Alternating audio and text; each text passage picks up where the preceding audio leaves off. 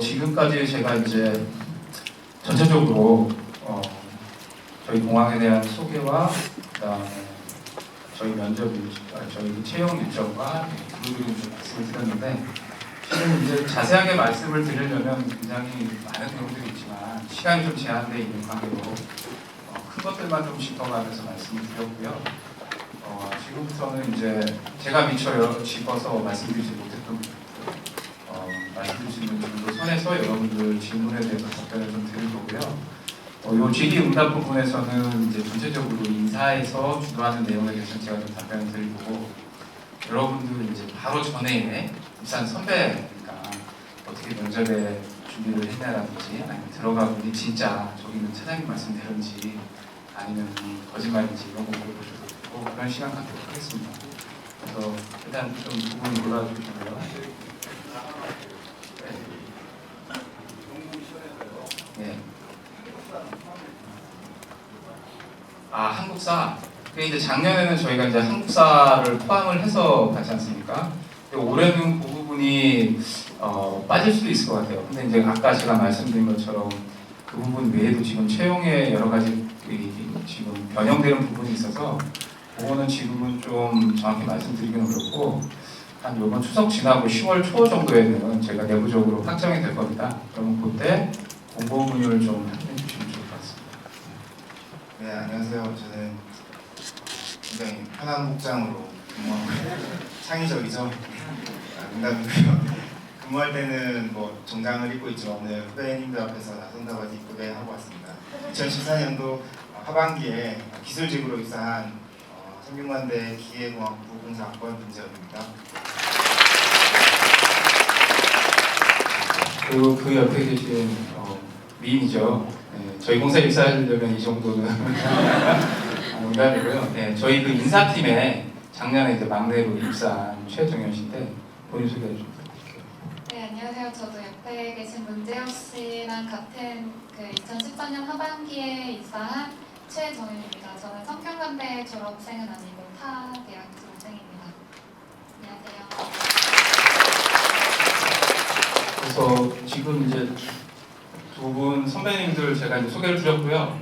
지금부터는 그냥 자유롭게 선배님한테 질문하셔도 좋고, 저한테 질문하셔도 좋고, 여러분한테 질문을 받을 텐데 질문을 하시라고 그러면 이제 막 많이들 하시잖아요. 그래서 특정 분야에만 좀 국한되면 안 되기 때문에 저희가 좀 균형 있게 조금 이렇게 질문을 하도록 하겠습니다. 그리고 제가 학교 쪽에서 허용받은 시간은 5시 전에는 여기 아무도 없도록 해달라는 거예요. 그러니까 한 4시, 저희도 이제 여기 정리를 해야 되니까 4시 40분 정도까지 앞으로 한 1시간 반가량 여유가 있으니까 너무 급하게 그렇게 안 하셔도 좋을 것 같습니다. 자, 그러면 뭐 궁금한 점 있으시면 질문을 좀 해주시면 좋은데요. 지금 강의장 큰데 목소리가 작으면 저희가 알아듣기 힘드니까 제가 마이크를 전달해 드리면 좋겠지만 너무 좀 시간이 걸리니까 좀 크게 질문해 주시면 좋을 것 같습니다.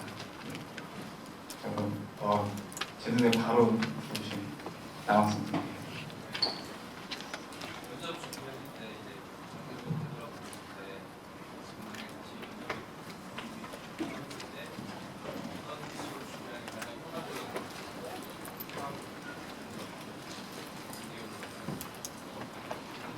잠깐 양해 말씀드리면 3명이지 않습니까?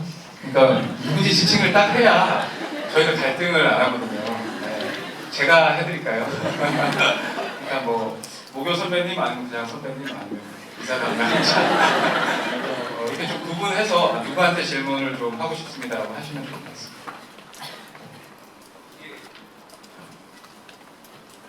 네. 면접 준비요.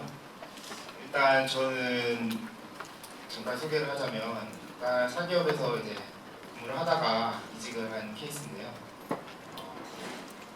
제가 취업 준비를 하면서 처음으로 여기 면접 스터디를 처음으로 한 거거든요.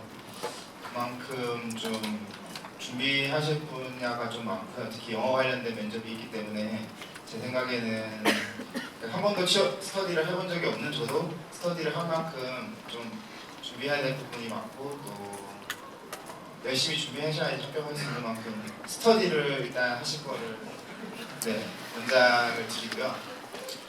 아무래도 뭐 이렇게 전형이 매번 바뀌고 있기는 하지만 그래도 기본적인 어떤 저희 공사만의 면접의 틀은 유지가 될 걸로 예상을 하고 있기 때문에 이전에 기출로 나왔던 문제들 어떻게 해서든지 구하셔서 기출 위주로 조금 연습을 많이 하시면 아무래도 좀 자신감을 얻을 수 있는 도움이 많이 될 것 같습니다.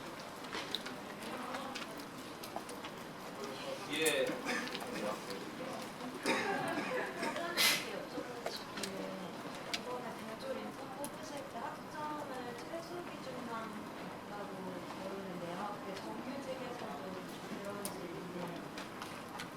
네, 맞습니다. 저희가 과거에는 학점도 어느 정도 점수화 시켜서 봤는데 최근에는 학점은 점수화 시키지 않고요. 3점만 넘으면 누구나 다 기준학점 3.0인가 그렇죠. 그것만 넘으면 누구나 다 지원할 수 있고요. 실제로 뭐 학점이 좋다고 해서 무조건 꼭 되고 이런 부분은 아닙니다.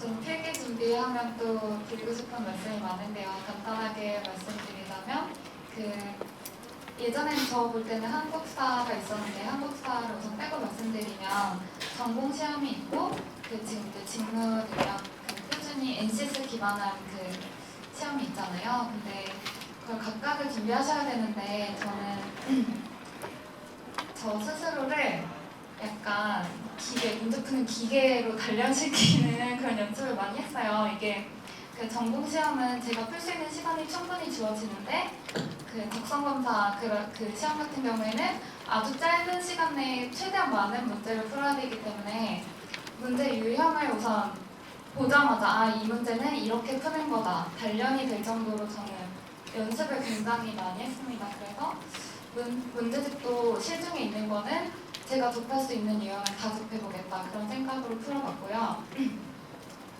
그리고 시간 싸움이기 때문에 빨리 푸는 연습도 굉장히 많이 했습니다. 그래서 제가 틀린 문제 같은 경우에는 다시 풀어보기도 하고 제가 맞춘 문제도 더 빨리 풀 수 있는 방법이 있는지 그런 걸 계속 연구를 했고 저만의 풀이 방법도 연구를 했습니다. 전공시험 같은 경우에는 제가 전공시험을 저는 이제 외시를 준비하다가 본격으로 굴린 케이스예요. 그래서 저는 경제학을 선택했었는데 경제학을 이제 뭐 외시를 하다가 공부를 많이 했는데도 객관식 준비는 또 따로 필요하더라고요. 그래서 객관식도 따로 준비를 했는데 저는 이제 전공 시험을 접할 때, 그러니까 적성 검사는 최대한 빠른 시간으로 많은 문제를 풀겠다는 마음가짐으로 임했다면 전공 시험은 모든 문제를 다 맞겠다 이런 생각으로 임했었어요. 그래서 시간이 굉장히 충분하기 때문에 제가 푼 문제도 또 풀고 뭐 교실에서 마지막으로 나갈 때까지도 저는 계속 다시 보고 했습니다. 난이도를 물어보셨는데 난이도는 평이한 수준이었습니다. 첨언하자면 제 생각에는 이제 여기 준비하시면서 제일 힘든 부분이 서류 통과랑 필기 통과라고 생각을 하거든요. 그러니까 여기 오신 분들은 다 면접하면 다 승산이 있다고 생각을 합니다. 그래서 필기 준비하실 때 특히 아까 제가 말씀드렸던 기출문제나 그런 유사한 유형들을 많이 접해서 유형을 일단 아셔야 되는데 그냥 뭐 네이버에서 인국공 필기 기출 이렇게 쳐서 검색하시지 마시고 좀 더 다양한 루트를 통해서 구글링을 하시든 어떤 카페에 들어가서 이제 기출을 보건 문제를 보시든 해서 좀 많이 유형을 많이 파악하는 게 좋을 것 같고요. 저는 카페 같은 데 가서 기출문제 복원을 하세요. 시험을 친 다음날. 그러면은 그게 문제가 풀 문제는 안 나오지만 정답 같은 게 나와요. 예를 들면 뭐 몇 번의 답이 뭐였죠 하면은 뭐 전단 능력이었습니다. 이런 식으로 나오면 그 전단 능력에 관한 거를 기사책에 뒤져서 그 관련 부분을 다 보는 거예요. 그러면은 조금 더 많이 도움이 될 것 같습니다.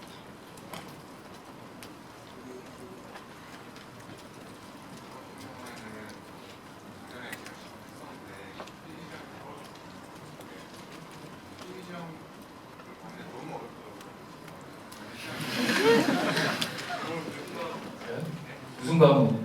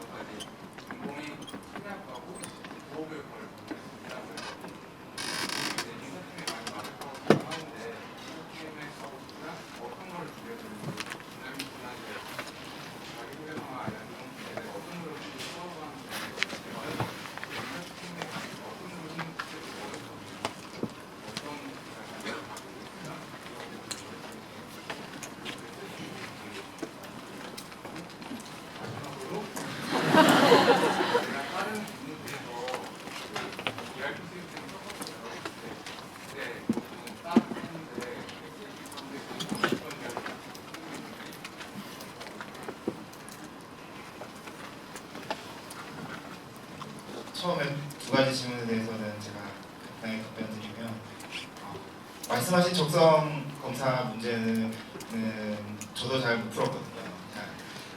생소한 부분은 분명히 있습니다. 근데 그거를 어떻게 하느냐는 글쎄 노력이죠. 아니 그냥 어떻게 할 수 없는 게 노력이랑 순발력인데 그게 뛰어난 뭐 사람이 아니면 노력은 그 어떤 자기의 그 스킬은 노력으로 통해서 이제 커버가 된다고 생각을 하거든요. 그래서 제 생각엔 시중에 있는 문제 최대한 많이 푸시고 그 다음에 새로 나온 유형은 사실 어쩔 수가 없어요. 저도 새로 나온 유형 때문에 많이 당황했었고 그랬었는데 그거에 대한 답은 다양한 문제 많이 푸는 방법밖에 없는 것 같고요. 그 다음에 두 번째 물어보신 영어 면접 관련해서는 일단 제가 기억나는 대로 말씀드리면 영어 쓰기를 합니다. 영어 이메일 쓰기를 하고요. 그 다음에 PT 준비를 해요. PT 준비를 해서 내주시는 A4 용지 스크립트 같은 걸 읽고 그거를 이제 A2 전지 정도 되는 크기의 이제 매직으로 간단하게 요약을 한 다음에 앞에서 영어 발표를 하고요. 그 다음에 영어 토의가 있었습니다. 그래서 한 4-5명 모여서 토의를 하는 거를 면접관님들이 지켜보고 토의가 끝난 뒤에는 그분들이 이제 1대1로 한 질문을 2가지 정도 하거든요. 그거에 대해서 짧게 한 2-3문장 정도를 답변하는 게 영어 면접의 전부였습니다. 저는 인사팀에서 근무하고 있는데요. 제가 이제 인사팀에서 근무한 지 10개월 정도 됐는데 제 개인적으로 느낀, 이제 또 차장님은 다르게 느끼실 수도 있는데 제 개인적으로 느낀 이런 소양을 갖추면 인사팀에서 근무하기 좋겠다는 거는 우선은 법률이었어요. 뭐 심리학을 전공하셨다고 하는데 그런 것도 이제 도움이 되겠지만 법적으로 지켜야 될 사항들이 굉장히 많고 또 법을 찾아봐야 되는 경우도 굉장히 좀 많이 접했거든요. 그래서 근로기준법이라든지 기간제 근로 관련한 법이 있어요. 그러니까 그런 쪽으로 고용과 노동에 관한 법률 지식이 있으시면 굉장히 도움이 될 것 같고 또 그리고 이제 어느 부서나 그렇겠지만 다양한 현안이 있을 때 거기에 조리 있게 의견을 제시하려면 저는 글 쓰는 능력도 되게 중요하다고 생각하고 제 개인적으로 이제 개발해야 될 능력이라고 생각하는데 그런 짧은 문장 안에 내 생각을 담는 그런 능력을 갖추시면 좋을 것 같습니다. 인사팀에 관심이 많은가 봐요. 그 부분은 제가 좀 설명을 좀 더 드리면 본인이 지원하고 싶다고 해서 인사팀에 들어오는 것은 아니고요. 그리고 저희가 뭐 직원을 채용을 할 때 뭐 외국 기업은 그렇게 하는지 몰라도 이제 뭐 특정 부서를 염두에 두고 사람을 뽑지는 않아요. 그래서 좀 말씀을 드리면 뭐 사무다 그러면 인문계 학생들은 다 사무로 들어오는 거예요. 저희 회사에 인문계 학생들 할 수 있는 부서가 엄청 많아요. 그거는 본인이 원한다고 해서 간다기보다 인사팀에서 그분이 들어와서 수습 기간 동안 어떤 교육 성과라든지 전공이라든지 이런 것들을 다 종합 고려해서 배치를 하기 때문에 물론 뭐 입사 지원서나 이런 거에 저는 뭐 인천공항에 들어가면 이왕이면 이런 분야에서 일을 해보고 싶습니다라고 하는 건 전혀 문제될 게 없어요. 그렇지만 거기에 썼다고 가고 안 썼다고 안 가고 그런 건 아니다. 그거는 회사에서 전적으로 여러분들의 전공과 교육 점수라든지 이런 걸 고려해서 한다라고 보시면 될 것 같습니다. 네, 다음 질문은 여기 계단에 앉아 계신 여자분.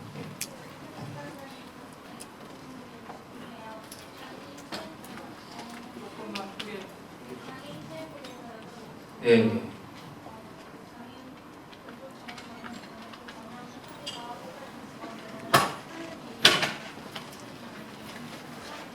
아니요, 똑같습니다. 저희 그 일반 직원들하고 동일한 부서에서 근무를 하고요. 다만 이제 그분이 가지고 계시는 핸디캡의 정도에 따라서 그 핸디캡으로 뭐 불편할 수 있는 이유 쪽에는 배치를 안 하는데 거의 제약이 없다고 보시면 되고요. 처우도 다 똑같습니다. 맨 뒤에 남자 아니 지금 과장님께 여쭤볼게요. 좀 차장이네요. 당근 쉬지 말아주세요. 그 서류준양 단계에서 지역인재에 대해서 가점이 있는지가 좀 궁금하고요.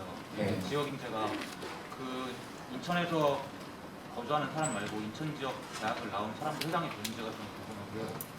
그리고 아까 인턴 지원 그 모집 전형 중에서 경력자 4대 보험 6개월 이상 가입되어 있는 사람은 지원이 불가능하다고 했는데 현재 상태에서는 지금 제가 퇴직을 하고 나와가지고 4대 보험이 들어있지 않으면 인턴을 지원할 수 있는 문제가 말씀을 좀 드리자면 첫 번째 게 뭐였죠? 아까? 지역인재. 지역인재는 저희가 가점을 드리는 건 아니고요. 공기업은 지역인재를 전체 채용인원의 몇 퍼센트를 뽑아야 된다는 할당이 있습니다. 그게 35%예요. 최종 합격자에. 그 비율에 들어가게끔 저희가 이제 여러 가지 단계에서 이제 선발할 때 고려를 한다고 보시면 될 것 같고요. 그 다음에 지금 그 다음이 뭐였죠? 지역인재가 학교는 아까 말씀드린 것처럼 수도권은 제외하고 수도권이라면 서울, 경기, 인천에 있는 소재 대학은 지역인재가 아닙니다. 네, 그 외 지방의 출신 학생들이 지역인재라고 보시면 될 것 같습니다. 그 두 번째가 인턴인데 인턴 뭐였죠?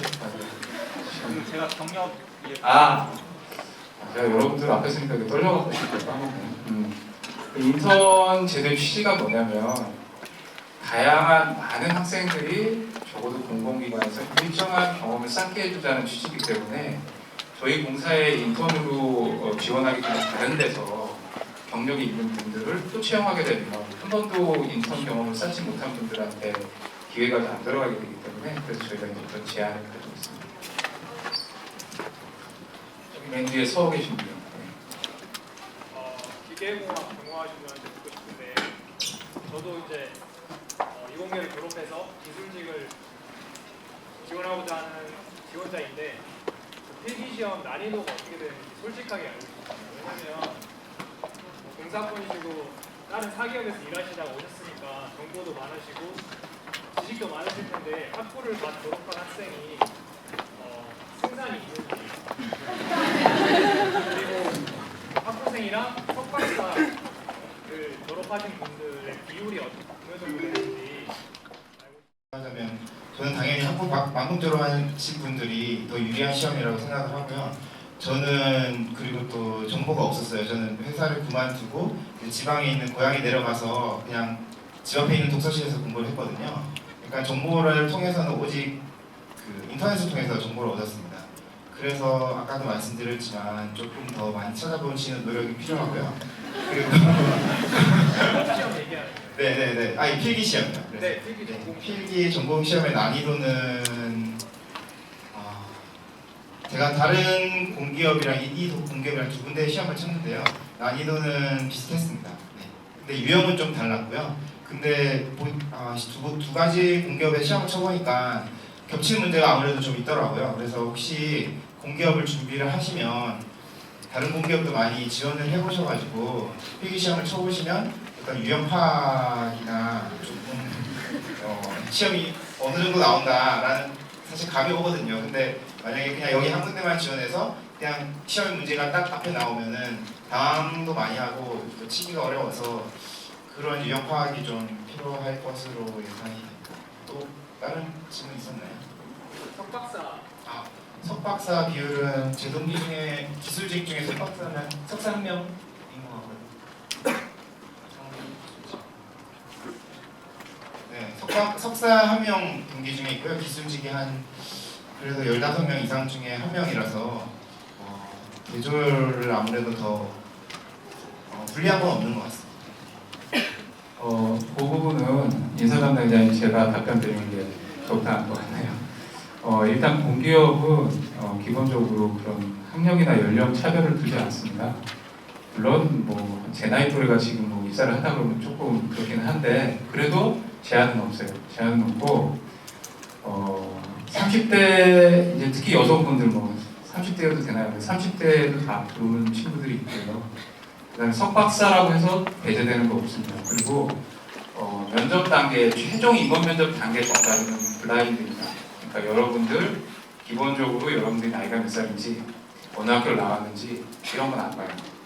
그다음에 석사인지 박사인지도 안 봐요. 다만 전공은 보죠. 이 전공에 맞는 분인지. 그렇기 때문에 내가 석사여서 필기 시험 떨어지고 석사에서 면접 1차 떨어지고 이런 건 절대 없으니까 그런 거 신경 쓰지 마시고 최선을 다해서 그 단계는 다 풀고 저희 공사는 그 각각의 단계가 허들 방식이기 때문에 부족되지 않아요. 내가 필기시험 잘 봤다고 해서 여기서 유력 이런 거 없고 그냥 통과되면 거기서 제로 베이스 이런 식이기 때문에 그런 걱정 안 하셔도 됩니다. 그리고 이번에는 여기 앞에 하얀색 보였어요.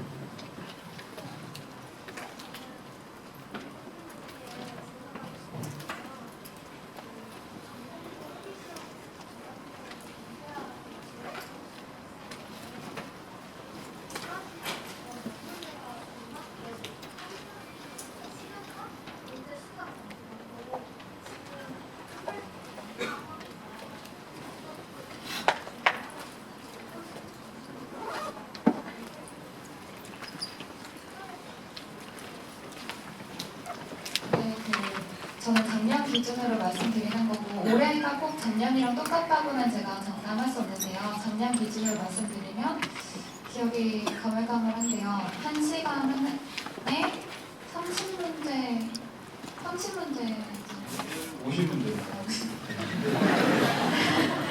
네, 50문제라고 하시네요. 근데 푸는데 전혀 시간이 부족함이 없었고 그리고 실제로 봐도 한 30분 지나면 거의 반 정도는 나가시거든요. 50분 이상 계시는 분이 한 교실에 2~3명 계셨는데 시간은 부족하지 않으실 거라고 생각하고 그리고 지금 이제 한 달 남았는데 이론 습득이가 끝나셨다는 전제하에 제가 추천드리는 거는 그 문제집을 하나만 푸셔서 그 반복적으로 푸시는 게 저한테는 맞았어요. 그래서 저는 정경렬의 객관식 7급 준비하시는 분들이 보는 정경렬 객관식 이시 거시를 다 풀었고 그리고 정경렬이 제가 볼 때는 좀 난이도가 있었어요. 공기업 시험보다 조금 더 난이도가 있었는데 시험은 어렵게 준비하는 게 저는 좋다고 생각해서 그걸로 정해서 풀었고요. 그리고 제가 준비했던 거는 원론, 미시, 거시 위주로 준비했습니다.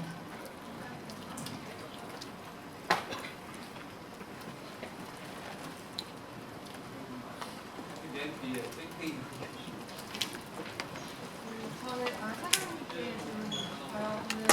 내년에 전공 필기 시험을 내년에 지원을 하고 싶은데요. 네. 전공 필기 시험 내년에 공시가 될지 궁금해요.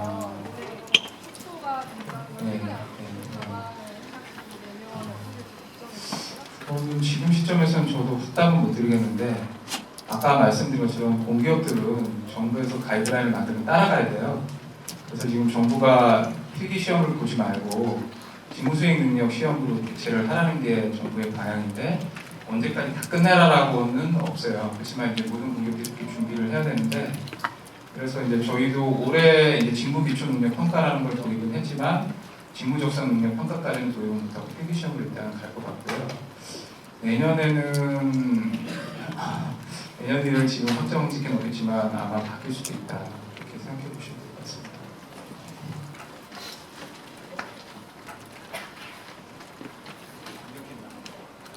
네.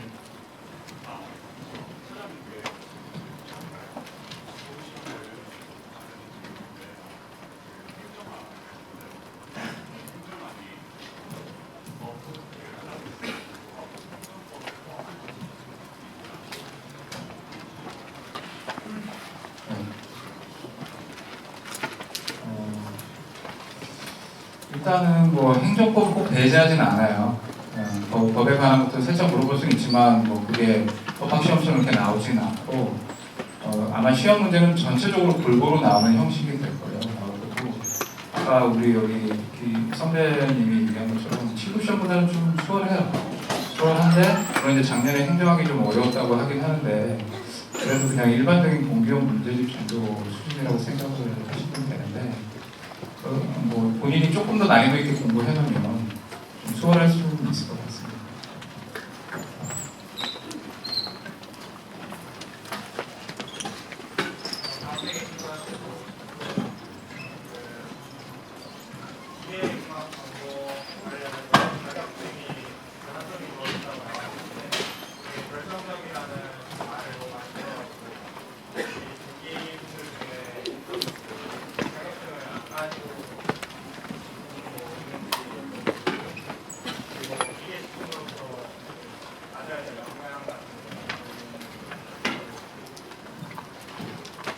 일단 기사 자격증이 있으면 걱정되는 걸로 알고 있는데요.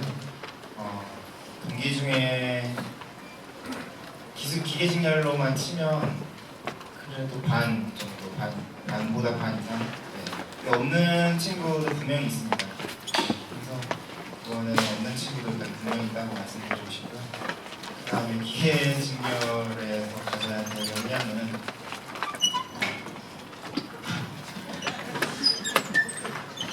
일단 제 생각에 저희 회사에 뭐 기본적으로 성실한 사람을 좋아하죠. 그리고 기계직렬뿐만 아니라 모든 분들이 이제 면접 준비할 때 유의해야 되셔야 할 점은 아무래도 논리정연하게 그리고 짧은 문장으로 그 면접에 대답을 해야 된다는 걸 말씀드리고 싶은 게 아무래도 면접 보시는 분들이 팀장님 혹은 그 이상 되는 간부이신 분이시기 때문에 많은 면접을 진행을 하기 때문에 좀 더 한눈에 쏙쏙 들어오게 말해주는 사람을 선호하는 것 같아요, 제 생각에. 그래서 뽑힌 동기들 보면 말 못하는 동기들은 잘 없거든요. 그래서 아무래도 길게 말하려고 하는 것보다 조금 더 간단 명료하게 논리적으로 한 번에 알아들을 수 있게 말하는 연습을 좀 많이 하시면 질문하신 역량이랑은 조금 관계없을지는 모르겠지만 면접 보시고 합격하시는 데는 충분할 것 같습니다.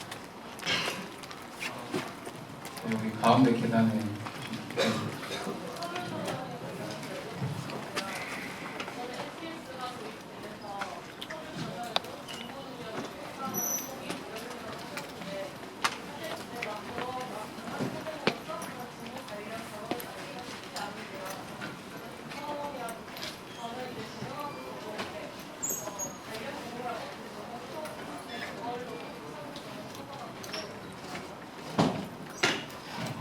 그걸로 서류는 통과가 가능하다 안 하다는 말씀을 좀 드리는 거고 일단 그럴 것 같아요. 그러니까 이 직무 기초 능력 관련된 부분이 올해 처음 시작하고 이제 학생들 입장에서는 갑자기 이제 그런 걸 반영을 해서 한다고 하니까 준비가 전혀 안 했는데 힘들잖아요.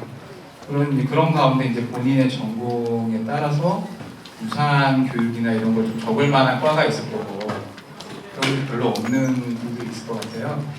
근데 뭐 그렇다고 갑자기 지금 뭐 어디 가서 무슨 교육 과정을 듣고 이러기도 어렵고 그런 부분들은 저희도 이제 양식에는 그렇게 반영을 하겠지만 어느 정도는 충분히 감안해서 본다라고 보시면 되고요. 그게 결정적으로 그런 어떤 직무 능력과 관련된 경험이 있는 사람은 무조건 되고 없는 사람은 떨어지고 이런 건 아닌 것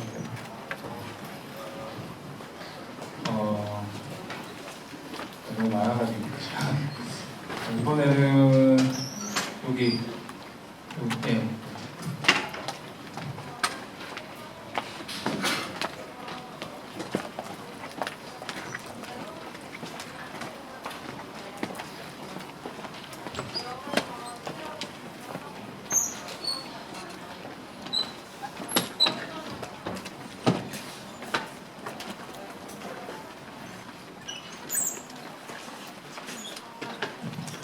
네, 저는 고시를 한 사람을 싫어한다는 말을 준비하면서 들어본 적은 없는데요. 네, 그런 소리가 있다고 하시니까. 근데 저는 1차 실무직 면접 때 그런 관련 질문을 받아서 솔직하게 말씀을 드렸어요. 근데 또 공교롭게도 제가 실무직 면접에 5명이 한 조라서 제가 5번이었는데 4번에 계신 여성분도 외무고시를 준비하다 오신 분이었어요. 그래서 그분도 솔직하게 말씀하셨고 저도 솔직하게 말씀했고 그게 지정이 된다고는 전혀 그런 느낌을 받은 적은 없습니다. 제가 이제 담당자로서 말씀 잠깐 드리면 공기업은 대부분 고시하다 오신 분들 많아요. 그러다 보니까 연령대도 높은 편이고 그게 크게 뭐 결격 사유가 되거나 뭐 고시 공부만 했으니까 뭐 사회경에 없을 거다라는 선입견으로 일부러 떨어뜨리고 그런 건 없습니다. 그거를 표현하신다고 해서 득될 것도 없지만 떨어질 것도 없고 그런 부분이니까 그런 거는 본인이 솔직하게 그냥 답변을 하시는 게 좋지 괜히 그거를 거짓으로 하려다가 보면 완벽하게 거짓을 하면 좋은데 어설프게 하다 보면 오히려 그게 더 감점 요인이 되니까 굳이 숨기거나 그럴 필요는 없을 것 같습니다. 여기 노자스 나옵니다.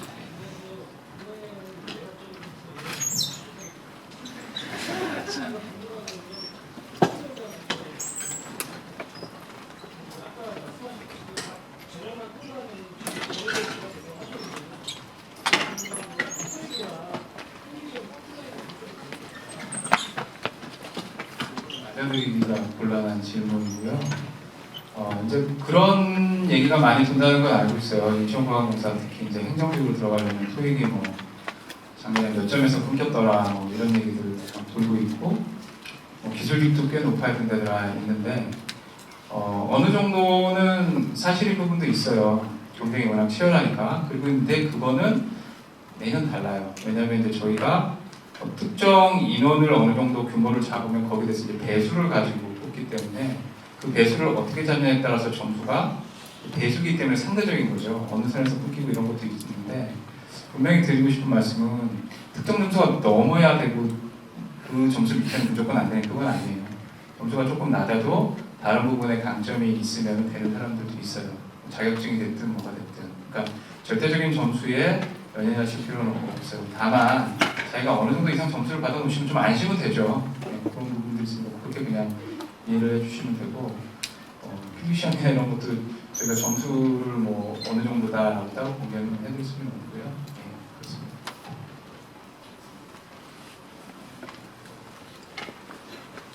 그렇습니다. 저기 맨 뒤에 청색깔이 읽으시면 돼요. 전 여자분께 질문 드리고 싶은데요. 아까 이공계 분들은 한 15명 정도 동기가 되신다고 하셨는데 인문계 중에서는 인문계는 몇 명인지 궁금하고 경제학 그리고 네 과목이 있는데 그 비중이 궁금하고요. 두 번째는 아까 NCS 그거 준비하실 때 시중에 있는 문제집 많이 풀어보셨다고 하셨는데 시중에 사기업용 문제집도 있고 공기업용 문제집도 있고 최근에는 NCS 그게 최근에 도입된 건데 그 정확한 책인지 몰라서 제가 못 썼는데 NCS만을 위한 문제집이 있는데 어떤 문제집을 푸는 걸 추천하시는지 궁금합니다. 사무직은 저희 동기는 12명이고요. 각각 이제 4과목이 있는데 직렬별로 비슷한 비중으로 있습니다. 어느 한 직렬이 과목 전공 과목이 많지 않고 고루고루 비슷한 비중으로 있고요. 그리고 문제집을 말씀하셨는데 저는 공기업, 사기업용 가리지 않고 항상 서점에 이제 제가 갖고 있는 문제집을 다 풀었다 싶으면 새로운 유형을 찾으러 서점으로 갔거든요. 그래서 거기 앉아서 문제집을 다 펼쳐보고 이 유형을 내가 못 봤다 싶으면 그걸 구매 가지고 와서 풀었는데 그게 공기업용, 사기업용 저는 가리지 않았어요. 뭐 사트 문제집도 풀어봤고 LG 뭐 준비한 그런 문제집도 풀어봤고요. 그리고 NCS 문제집이 저도 시중에 나왔다는 거를 들었는데 저는 저 같으면 NCS 문제집도 최대한 다양하게 다 풀어볼 것 같습니다. 근데 시간적으로 한정이 돼 있으니까 지금 시간이 얼마 남지 않은 이 시점에서 NCS 같은 경우는 최대한 다양한 걸 보는 것보다 한 문제집을 정해서 아 이런 게 NCS구나 정도로 파악하고 가시는 게 가장 효율적일 것 같습니다. 한 가지 제가 좀 도움 말씀드리면 이제 대부분 기관들도 이제 NCS 관련된 문제를 저희도 이제 고민을 하잖아요. 이렇게 문제를 내고. 근데 이제 아직 시중에 그렇게 잘 정리된 것들이 별로 없어요. 그러니까 저희도 그런 거를 직접 개발을 한다기보다는 어느 정도 풀에서 뽑아가지고 쓰기 때문에 일반적인 내용들 위주로 나오고 그리고 아까 어떤 분이 직무적성부터 작년에 굉장히 어려워서 못 풀었다고 그랬는데 걱정 안 하셔도 돼요. 또 안 나와요. 네. 유형을 어느 정도 다른 거를 계속 저희가 이제 달아다가 쓰기 때문에 작년에 뭐 어려웠던 거 괜히 그거 맞추려고 고민하시는 분 그냥 다른 문제 좀 풀어보시면 되고 그리고 이런 직무적성 시험이라는 거는 어떤 문제를 풀었다고 해서 그 문제가 똑같이 나오거나 그러지는 않고 그렇다고 그 문제가 굉장히 뭐 어떤 걸 내가 사전에 지식을 습득하지 않으면 못 푸는 문제 그냥 그런 문제가 아니에요. 그러니까 유형을 조금 익숙해지시는 게 필요한 거고 그 다음에는 여러분들이 그냥 쉽게 해서 그냥 국어 시험 보듯이 어느 정도 보면 이해할 수 있는지 이해력을 테스트하는 문제이기 때문에 뭐 특정 문제집을 내가 뭐 꼭 풀어야 거기서 나고 이런 건 아니니까 유형은 어느 정도 스타디 하시면 되고 그런 게 뭐 시중에 모르겠어요. 어떤 문제집이 잘 되는지 저는 모르겠지만 기본적으로는 그 국가표준 NCS 사이트가 있어요. 거기 들어가 보면 예제가 좀 나와 있거든요. 저도 이제 봤는데 지금 수행능력 평가는 예제가 별로 없는데 지금 기초능력 평가는 꽤 있더라고요. 그러니까 그런 정도 수준이다라고 판단하시면 되지 않을까 싶어요. 여기 맨 왼쪽에 연습이 나왔어요.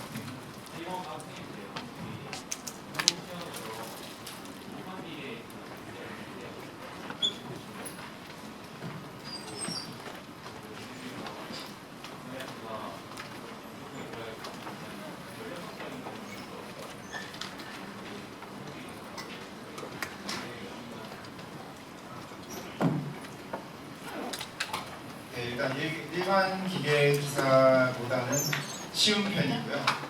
쉬운 편인 대신에 유형은 확실히 다릅니다. 유형이 같다고는 할 수 없고요. 네, 유형이 어떤 식이냐면 일반 기계 기사는 계산기를 이용해서 어떤 응력이 주어지면은 그거 뭐 반대편의 응력을 계산기를 이용해서 풀어야 되는 시험이라면 저희 필기 시험 같은 경우에는 어떤 비율로 주어져서 그 비를 통해서 응력을 유추해내는 그러니까 계산기를 쓸 필요가 없죠 사실. 몇 대 몇이면 몇 대 몇이기 때문에 이러한 값이 나온다. 이런 정도로 나오거든요 문제가. 그래서 쉽긴 하지만 유형은 좀 다르다고 말씀드리고 싶고요. 그리고 과목 같은 경우에는 연력학도 시험에 나옵니다. 네, 나오고요. 그 외에 뭐 5대역학 기본으로 하시고 뭐 일반 기획사에서 나오는 문제는 대부분 다 아셔야 될 것 같아요. 재료역학이라든지 기타 암기 과목들도 나옵니다.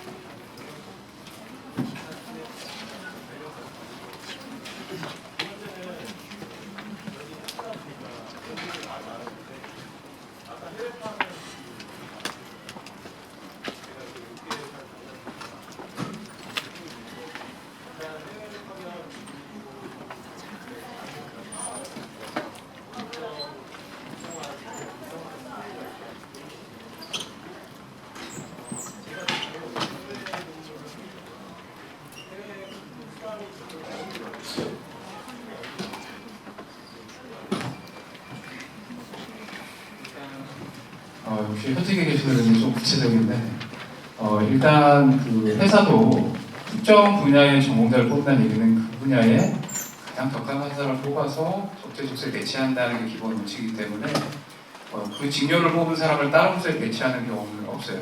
인사팀에서 그런 경우는 없고 이제 공항이다 보니까 딱 직렬하고 전공이 1대1로 매칭되는 분야가 있지만 여러 직렬의 사람들이 근무할 수 있는 분야가 있어요. 해외 사업도 마찬가지고 그런 데 갈 수가 있죠. 근데 갑자기 뭐 기계를 뽑은 사람을 통전으로 보내든지 이거는 절대 있을 수가 없고요. 회사에도 전혀 도움이 안 되는 부분입니다. 그리고 이제 해외 사업 분야는 우리가 이제 해외 사업을 나간다는 거는 공항에 대해서 일정한 경험과 전문성을 가진 사람들이 그 노하우를 해외 우리보다 조금 못한 공항에 전파를 해주는 거기 때문에 공항에서 일정한 근무 경력이 있어야죠.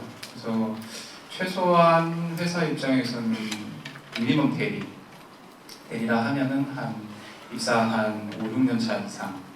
보통 선호되는 거는 이제 과장급 이상이니까 한 7, 8년 차들이 많이 나가고요. 나가게 되면 당연히 이제 해외 파견 수당이 있습니다. 그거는 그 공무원들 보면 외교관들 이제 공기업이다 보니까 나가는 수당 체계랑 거의 일치해서 나가고 있고요. 예를 들어서 뭐 좀 물가 수준이 높은 데는 좀 많이 나가고 그다음에 그 특수지라고 해서 조금 위험 지역 같은 경우는 좀 더 많이 나가고 이런 부분들이 있습니다. 저맨 뒤에 여학생 하얀색 저는 영어를 전공하고 있는 이지원자인데요. 저는 이제 인턴에 관해서 몇 가지 물어보고 싶은 게 있는데요. 그 공기업 2000년 인턴제라는 걸 제가 알고 있어요. 거기서 6개월 이상 근무를 했을 때 인천국제항공사에 인턴 지원이 불가능한 건지 궁금하고요. 그리고 특히 코트라에 입학을 했을 때 인천국제항공사 인턴이 지원은 가능한지가 궁금하고요. 사기업 인턴을 했던 그런 경험이 있다면 인턴을 이제 채용을 하실 때 그런 거에 강점을 느끼지 아니면 어떤 영향력이 있는지도 궁금하고요. 마지막으로 자체 인턴에서 우수 인턴을 뽑으신다고 하셨는데 제가 사기업을 봤을 때 우수 인턴은 50% 정도로 뽑았고 그리고 인턴들 사이에 그 연구과제가 있어서 그거를 기준을 많이 둬서 뽑은 걸로 알고 있는데 인천국제항공사에서는 어떤 기준으로 우수 인턴을 뽑는지가 궁금해요. 일단 아까 제가 말씀드린 것처럼 타 공공기관에서 6개월 이상 경험이 있는 분들은 지원이 좀 불가능하시고요. 다양한 분들한테 기회를 드리기 위해서 그리고 이제 인턴으로 들어오셔가지고 이제 저희 회사에서 이제 가점을 주는데 그 가점은 저희도 이제 프로젝트 평가도 하고 다 합니다. 다 하는데 50%까지는 아니고요. 그리고 퍼센트지는 좀 공개하기는 그렇고 상위 한 뭐 30% 이내 이 정도라고 좀 보시면 될 것 같습니다. 그리고 사기업에서 인턴 경험이 가점으로 반영되거나 이런 거는 딱히 없고요. 다만 이제 자기소개서에 그런 게 있으면 그거 관련해서 질문을 할 수가 있겠죠. 그래서 질문을 해서 거기서 어떤 구체적인 인턴의 경험이 조금 어필이 될 수는 있을 것 같습니다. 손 드시는데. 네.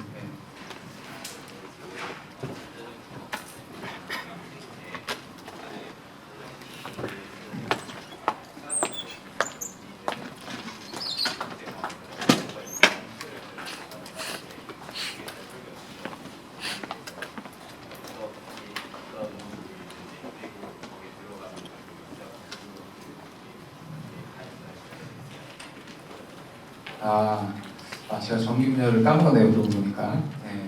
저희 회사에 정규직으로 들어오시면 이제 공항에 여러분 그런 기사 혹시 보셨나요? 그 단일 건물로 우리나라에서 전기를 제일 많이 쓰는 데가 인천공항 터미널이에요. 그만큼 전기 시설이 엄청나게 들어가 있고요. 그 중에 또 하나가 이제 활주로. 여러분들 비행기 터치다운 할 때 보면 활주로들이 있어요. 그래서 전기는 크게 두 개 분야예요. 항공등화를 관리하는 분야랑 공항의 터미널이라든지 이런 데 전체 전력망을 관리하는 전력개통팀이라고 있는데 스카다 시스템 관리하는 그런 부서가 있고요. 항공등화 쪽은 이제 교대 근무를 좀 하게 될 것 같고 근데 이제 제가 이제 소개를 조금 덜 드렸는데 이제 언론이나 뭐 국감때마다 매일 나오는 게 저희 공사에 뭐 비정규직이 엄청나게 많다, 뭐 87% 이런 얘기 나오는데 그것도 조금 정확하게 말씀을 드리면 인천공항 같이 큰 규모의 시설을 공항공사 직원 1,200명이 다 감당할 수가 없어요.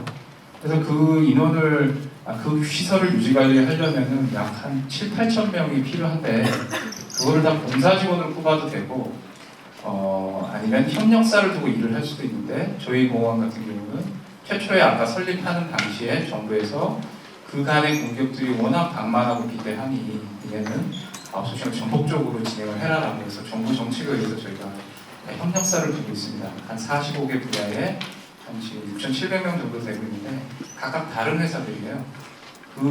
그리고 그럼 우리 공사 직원이 하는 일과 협력사 하는 일은 뭐냐? 예를 들어서 이제 전기 분야다 그러면 항공등화에 내가 이제 관련 부서에 있다 그러면 공사 직원이 하는 일은 그 항공등화를 어느 시기에 교체를 하고 어느 제품으로 하고 어떻게 그걸 관리해 나갈 건지 계획을 수립을 하면 그 계획에 따라서 그걸 직접적으로 활주로에 가서 교체하는 분들은 협력사 직원들이 하는 겁니다. 그런 식으로 공사 직원과 협력사의 역할이 양분되어 있다고 보면 되고요. 그게 아까 말씀드린 전산, 전기통신 이런 분들은 다 마찬가지예요. 그 다음에 공항을 짓지만 우리 공사 직원이 직접 설계를 하고 가서 시공 공구리를 치고 이러질 않고 시공사들 다 선정을 한다. 삼성건설, 한진건설. 거기에 감리, 발주처로서 감리 역할을 한다고 보시면 되고요. 그리고 이제 공사의 기술직들은 어떻게 보면 엔지니어로서 직접 하는 것보다는 좀 기술 행정 쪽에 가깝다고 좀 이해를 하시면 좋을 것 같고요. 일부 시설 운영 분야에 있어서는 공사 직원이 직접적으로 제어하거나 이런 부분에 가서 근무하는 분야들도 있습니다.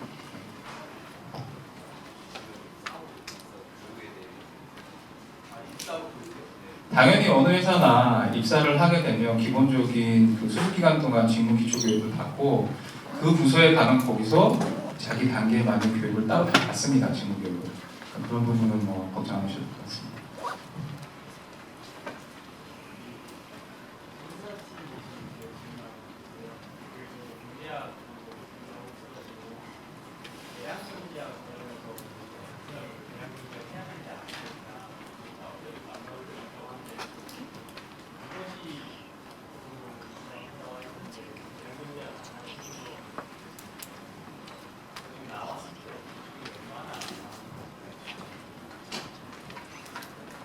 저도 시험을 한 해밖에 보지 않아서 그 전에는 저도 나왔었다고 들었어요. 예전 자료를 저도 물론 많이 찾아봤기 때문에 제가 본 해에는 나오지 않았는데 이게 내년에 개량 경제가 안 나온다는 보장이 될 수는 없잖아요. 그래서 저도 확실히 말씀드리기는 어려울 것 같습니다. 이제 시험 문제 관련해서 작년에 나왔는데 올해 나오냐 이 부분 어려웠는데 올해도 어려울 거냐 이런 얘기도 당연히 궁금해 하시는데 저희가 이제 그 필기 시험 같은 경우에는 지금 교수님들이 보통 많이 내세요. 그래서 교수님들한테 출제 의뢰를 하는데 어느 정도 이제 저희가 니즈를 얘기를 하죠. 균형 있게 내가 하는데 교수님들마다 그 나름의 고집이 있으세요. 자기 전공 관련해서. 그래서 어떤 분야는 이제 그 분야의 전공인 거면 조금 승인하게 될 때도 있지만 그거는 그 교수님의 어느 정도의 재량이기 때문에 어떻게 나올지 몰라요. 그러니까 어느 분야를 골라가면서 공부하기보다는 그냥 전체적으로 다 골고루 보시는 게 좋을 것 같고 다만 계량 경제나 이런 분들이 아주 중점적으로 나오지 않아요. 그냥 우리가 무슨 금융회사도 아니고 그렇기 때문에 그냥 폭넓게 그냥 준비를 한다라는 마음가짐을 가시면 될 것 같습니다. 네, 여기 계단이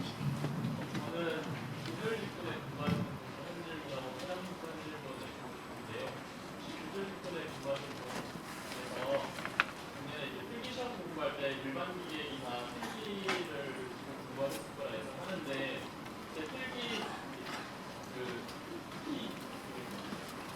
기사 기출 문제를 위주로 공부하시는 게 아니고 그냥 기사에 있는 내용을 원리를 이해하려고 공부하는 게 궁금하고 차장님께 여쭤보고 싶은 거는 사실 제가 지금 아직 마지막 한 학기 남은 학생으로서 공기업에 입사생활 오히려 이동할 수 있는 그런 자격이 없었어서 사기업에 연구개 발표에서 인턴한 적이 있는데 그게 사실 기술직의 전력식품으로 들어갈 때 직접적으로 관련된 직무는 아니어서 감각인데 그게 직무 적성에 맞게 뭐가 그게 내기만 하면 되는 건지 아니면 그 부분은 아예 쓸 필요가 없는 건지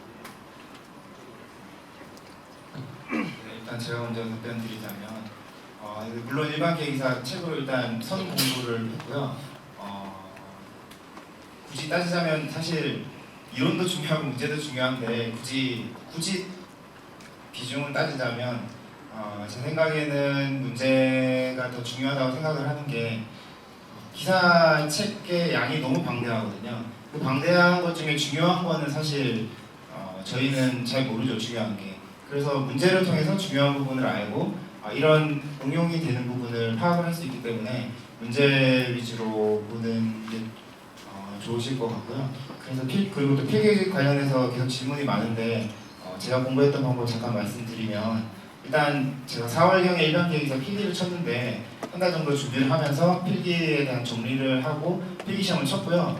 그리고 이제 여기 공기업 공고가 나는 10월경에 났다고 치면 한 8월 달에 한 달 정도 다시 복습을 했습니다. 한 달 정도 복습을 했고 9월경에는 이제 아까 말씀드린 제가 검색을 하기 시작했는데 다양한 카페, 공기업 준비하는 카페들이 많잖아요. 거기서 기계 관련 모집을 하는 모든 카페에 90년대 초반부터 지금까지의 모든 기출문제를 답을 복원을 했고요. 그리고 구글에서도 관련된 답을 다 찾으니까 한글 파일로 해서 한 50장 정도 나오더라고요. 그러면은 문제가 한 장당 30장 정도라고 하면 1000문제에서 1500문제 정도 되거든요.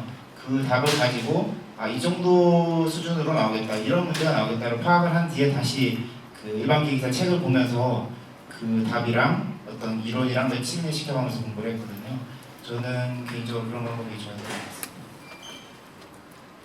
제가 이제 답변을 좀 드리면 이제 직무 능력 관련된 부분들이 요구에 나오다 보니까 이제 굉장히 좀 대비하기가 힘드실 것 같아요. 근데 그거는 실은 이제 문제를 내고 관리해야 되는 저희 입장에서도 마찬가지거든요. 왜냐하면 학생들이 전혀 준비도 안 돼 있고 경험도 없는 상황에서 그런 걸 써내려고 하니 과연 얼마나 충실하게 그런 내용들이 담길까 저희도 조금 그런 부분이 염려가 됩니다.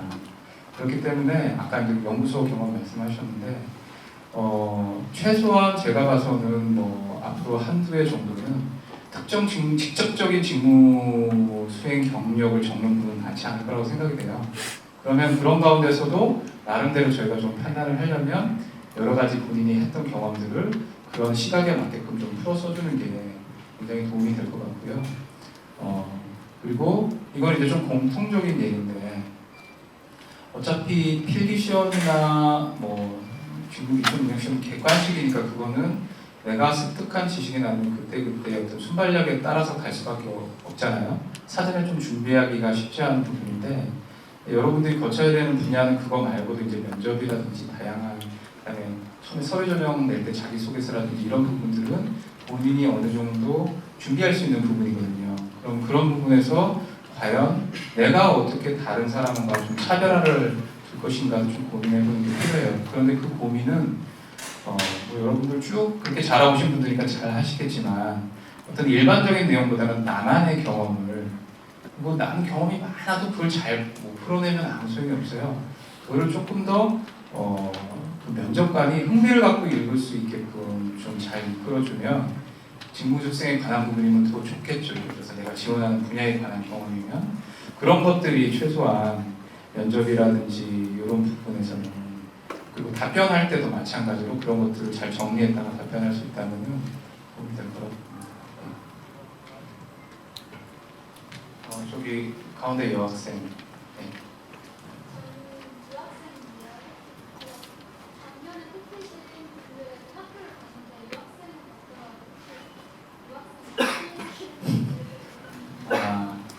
저희가 유학생을 따로 기피하진 않고요. 그렇다고 선호하지도 않아요. 네. 뭐 예전에는 뭐 이제 유학 갔다 오면 뭐 그런 부분이 있는데 저희는 일단은 그런 부분은 없고요. 다만 이제 유학생들이 이제 좀 안 됐던 부분은 상대적으로 좀 국내에 있던 학생들에 비해서 정보가 좀 부족했을 수도 있고 등등으로 이 공기업의 성향에 맞는 준비가 좀 덜 됐던 것 같아요. 예를 들면 이제 그런 질문들 저희 인사팀에 많이 와요. 저는 미국에서 정말로 진짜 아이비리그 탑10에서 공부를 마치고 왔는데 토익 점수가 없어요. 어떻게 저는 안 될까요? 얄짤 없습니다. 네. 아무리 뭐 미국의 유세 대학을 나와도 공기업은 그 필요로 하는 서류를 제출하지 않으면 합격할 수가 없고요. 또 그런 분들은 이제 너무 그것만 믿고 좀 준비를 소홀히 했다 그런 게 있는데 유학생을 저희가 그렇다고 해서 뭐 기피한다거나 그런 건 전혀 아니고 그냥 우연일치다. 그리고 실제 저희 사내에 유학파 많이 있습니다. 미국에서 대학 나오신 분들도 있고 호주에서 나오신 분들도 있으니까 그런 선입견은 없다라고 생각하시면 될 것 같아요. 네. 우리 학생. 세 가지 정도 질문을 할 건데 먼저 지금 인천공항에 대해서 가장 주력으로 밀고 있는 프로젝트가 있다면 그게 어떤 것인지 그리고 그 질문 하나 그다음에 인천공항이 가장 갖고 있는 큰 국민들의 이슈들이 있다면 어떤 건지 마지막 세 번째로 한동안 지금 박완수 사장님이 오시기 전까지는 8개월 정도 근무되었는데 그럼에도 불구하고 AS 그런 것들은 정말 그런 대단한 저력이 있으려면 뭔가 있어야 되는데 그 원동력이 어디에서 나오는 건지 본인이 좀 노력해서 찾아야 될 것 같은데 너무 그냥 날로 그냥 얻으려는 것 같은데 아니 농담이고요. 인천공항에 갖고 있는 고민 여러 가지 많은데 그냥 제가 그냥 인사 담당자로서 그냥 알고 있는 직원으로서 몇 가지만 좀 말씀을 드리면 일단 우리가 공항이기 때문에 절대 뗄래야 뗄 수 없는 고민 허브와 한숨률 증대라는 부분이 일단 가장 큰 게 하나가 있고요. 또 다른 하나는 아까 말씀드렸던 성공적인 3단계 제이터미널 오픈이라는 게 있고요. 그 다음에 이런 건 좀 실무적이라 크게 여러분들한테 해당 분야가 아니면 도움이 안 되는 수도 있는 부분인데 그 다음에 저희가 이제 요번에 실은 이제 1기 상업시설 면세점 입찰하면서 굉장히 언론에 많이 대두가 됐잖아요. 근데 이 터미널이 완공되면 거기에도 또 면세점이 들어가야 되죠. 그 2기 2터미널 면세점 부분이 굉장히 좀 나중에 화두가 될 것 같아요. 지금 당장은 아니지만 이런 것들이 좀 주로 있습니다. 그리고 그 외에도 뭐 있지만 다 말씀드리면 좀 그렇고요. 그리고 또 뭐가 있었죠? 답변이요? 원동력. 그 서비스 평가는 물론 그때 CEO들이 얼마나 리더십을 발휘하느냐에 따라서 영향도 받지만 실은 정말 제대로 된 회사라면 CEO가 부재중이든 아니든 그동안 이끌어온 거는 그대로 갈 수 있어야 된다고 봅니다. 그래서 그런 것들이 갖춰져 있기 때문에 CEO가 부재중이라도 할 건 해야죠. CEO가 없다고 이렇게 휘청거리면 안 되기 때문에 그런 시스템이 일을 하는 거기 때문에 그런 부분을 좀 달성해야 된다고 저는 보여지고요. 다만 이제 조직이 뭔가 방향성을 잃는다든지 어떤 그런 활력을 잃었을 때는 CEO가 어떤 비전으로 어떻게 리딩을 하느냐에 따라서 달라질 수 있겠지만 어느 정도 가속력이 붙어서 가는 조직은 CEO가 잠깐 물론 오래 공백이 있으면 안 돼요. 잠깐 부재를 한다고 해도 문제는 삼성이 이건희 회장이 없다고 해서 물론 이재용 회장이 있긴 하지만 안 굴러가진 않거든요. 그렇게 이해해 주시면 좋을 것 같고요. 네. 다른 분들이 저기 분홍색 셔츠 입은 저는 인사팀에서 일하는 여자라는 질문을 드리고 싶은데 인문계에서 그러니까 전체적으로 1차 영어 면접에서 PPT나 토익 같은 것들이 이루어진다고 했는데 그런 걸 들었을 때 거의 영어 수준이 프리토킹이 가능할 정도의 수준을 요구한다고 생각이 드는데 그럼 인문계 합격자들 중에서 대부분 다 이렇게 외국권 체류 경험이나 어학연수 경험이 있거나 혹은 거의 프리토킹이 가능한 정도의 수준을 갖추고 계신지 그 부분에 대해서 질문 드리고 싶습니다. 근데 우선 처음부터 말씀드리고 싶은 거는요. 면접이 1차 실무 면접이 있잖아요. 근데 그 중에 영어 면접은 정말 일부분일 뿐이에요. 영어를 못한다고 해서 떨어지지 않고 영어를 굉장히 잘한다고 해서 붙진 않아요. 다른 걸 다 종합적으로 평가하기 때문에 그 부분을 우선 알아두셨으면 좋겠고요. 제가 이제 면접을 봤을 때 저희 조의 기준으로 말씀을 드릴게요. 저희 조에 프리토킹이 가능하신 분은 저밖에 없어요. 이건 좀 농담이었고요.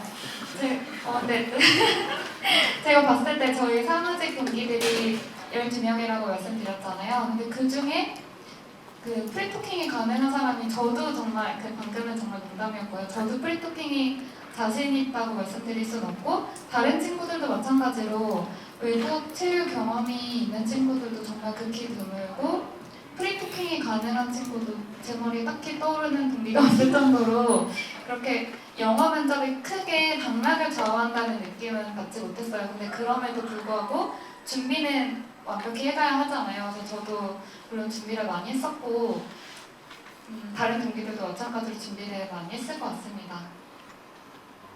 그 영어는 물론 이제 저희가 국제공항이고 영어 쓸 일이 상대적으로 많아요. 그래서 이제 테스트를 하는데 그렇다고 정말 아까 저기 유학파 계신 분처럼 이렇게 막 발음 특히 막 이럴 필요는 없어요. 주로 보는 건 뭐냐면 이 사람이 어느 정도의 영어를 라이팅하고 스피킹이잖아요. 작성할 수 있는 능력이 있는지, 그 다음에 질문을 이해하고 답할 수 있는지. 물론 그걸 굉장히 떠듬떠듬한다든지 이런 건 곤란하지만 어느 정도 그냥 한국인으로서 핸디캡을 갖고 할 수 있는 정도면 되지.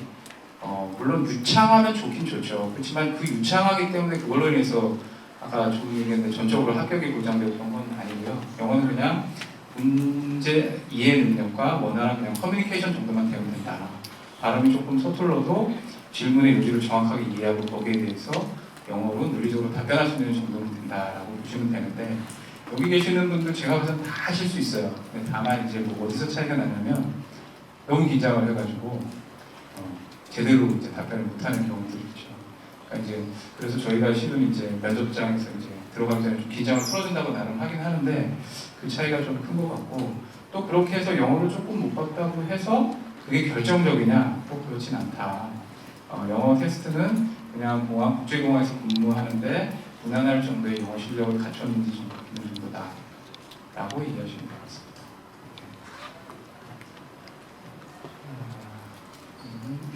여기 노트북 가지고 계신 것 같습니다.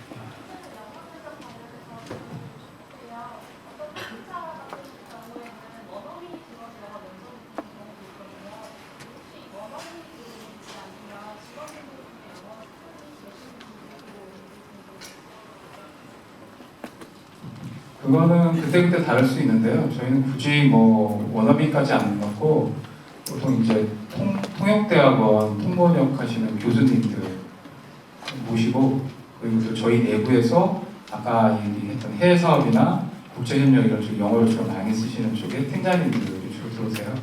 그러니까 뭐 외국인을 상대로 그렇게 막 좀 그런 건 별로 없다라고 얘기를 하십니다.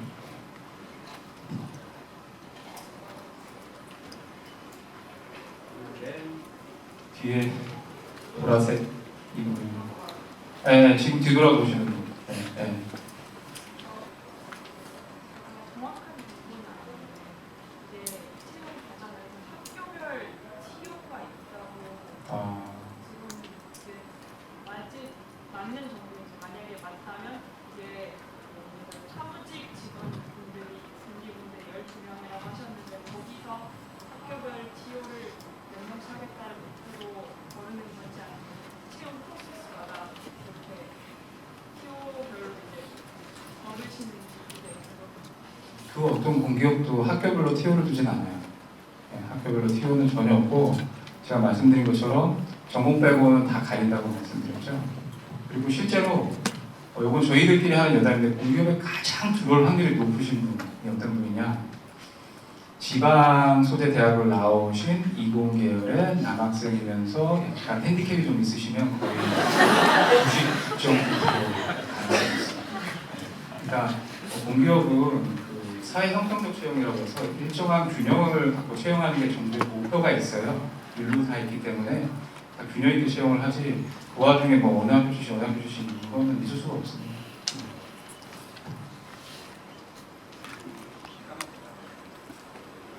인천공항 대학생 해외 봉사단이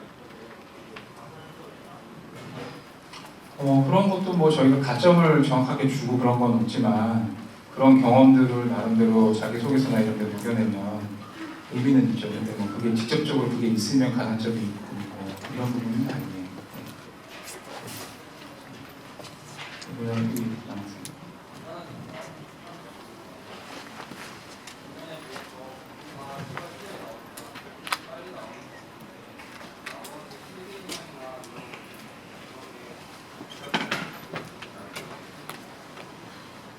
그거는 지금 단계에서 말씀드릴 수는 없고요. 저희가 좀 채용 일정이 시작되면 빨리 끝내요. 그래서 보통 한 달, 길어지면 한 달 반 안에 끝난다고 보시면 되고, 그러면은 그것도 꼭 10월 초는 공고가 안 날 수도 있고, 제가 10월 초 빠르면 10월 초라고 그랬는데 공고 나고부터 한 달 반 정도 생각하시면 될 것 같아요.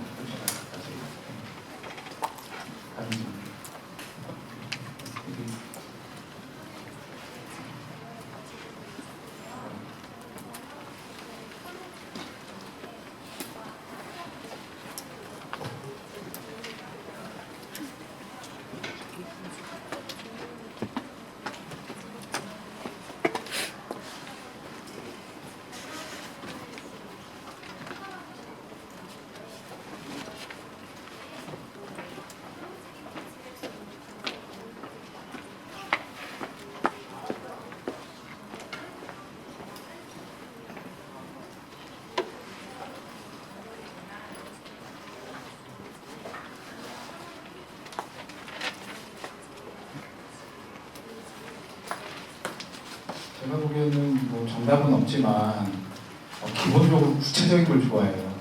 네, 그리고 여러분들이 쓴다고 해서 그 부서로 가지는 않지만 그래도 내가 어느 분야에 관심이 있는지를 명확하게 보여주는 게 중요하기 때문에 특히 이제 예를 들어서 저희 같은 경우는 행정을 뽑는다. 그러면 여기 계시는 뭐 인문 사회계열은 다 행정을 지원할 수 있는 거예요. 그렇지만 각각 자기가 공부한 거 다 다를 수 있잖아요. 그리고 우리 회사에서도 행정으로 그러면 할 수 있는 일이 되게 다양하게 있어요. 근데 그런 거에 대해서 다양하게 저는 이걸 다 해볼 수 있습니다라고 두리뭉실하게 하게 되면 아무 특색이 없는 게 되기 때문에 내가 거기에 써서 꼭 그 부서로 간다라는 걸 떠나서 내가 관심 있는 분야가 뭔지를 정확하게 여러 직무 분야 중에 언급을 해주고 거기에 대해서 경험이 있으면 관련 경험을 써주는 게 좋을 것 같습니다.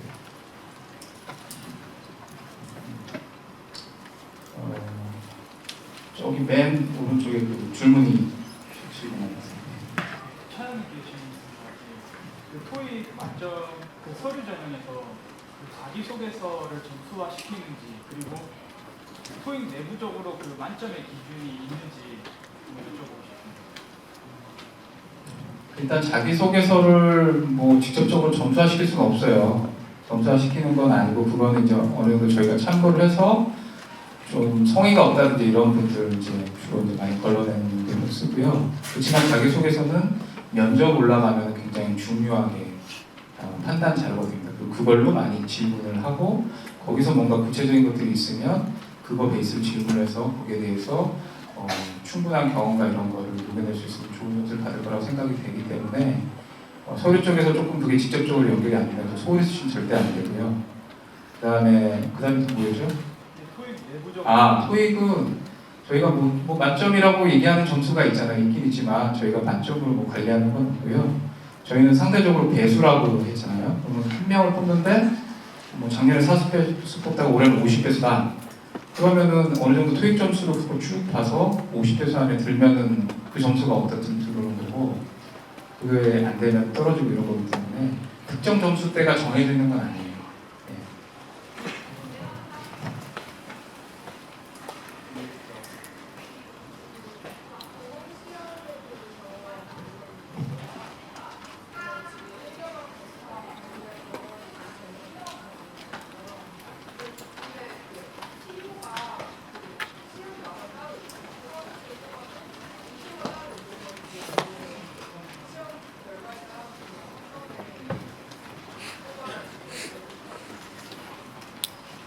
사무직은 사무직 TO 하나고요. 그다음에 건축, 토목 이렇게 각각 TO가 있고요. 그 안에 이제 시험을 여러분들이 여러 과목을 중에 하나를 선택해서 보잖아요. 법학으로 보는 분, 경제학으로 보는 분. 그분들을 다 보는데 그 안에서 그러면 시험 과목별로 TO가 있느냐 뭐 약간 이런 얘기인데 시험 과목별로 TO가 정해져 있진 않아요. 다만 저희가 이제 합격자를 고려를 할 때 그 과목별 응시생 비율이 있잖아요.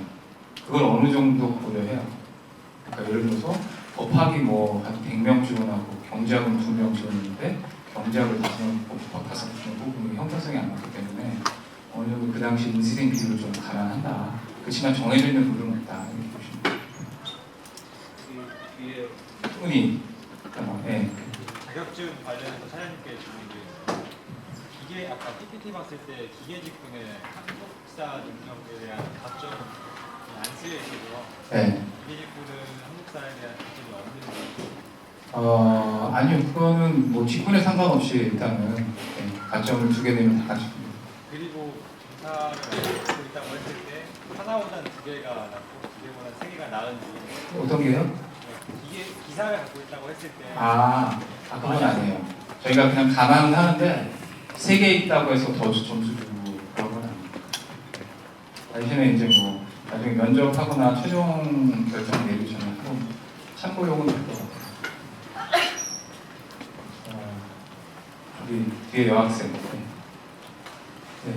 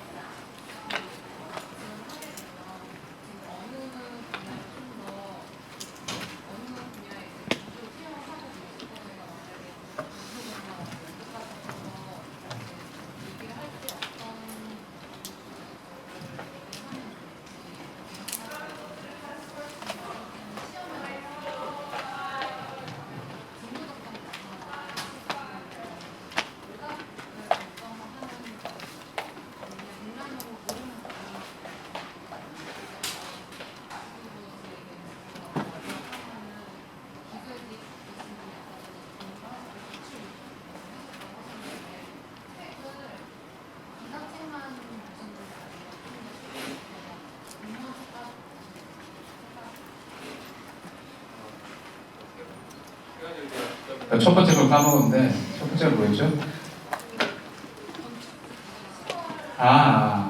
그거 건축직뿐만이 아니고요.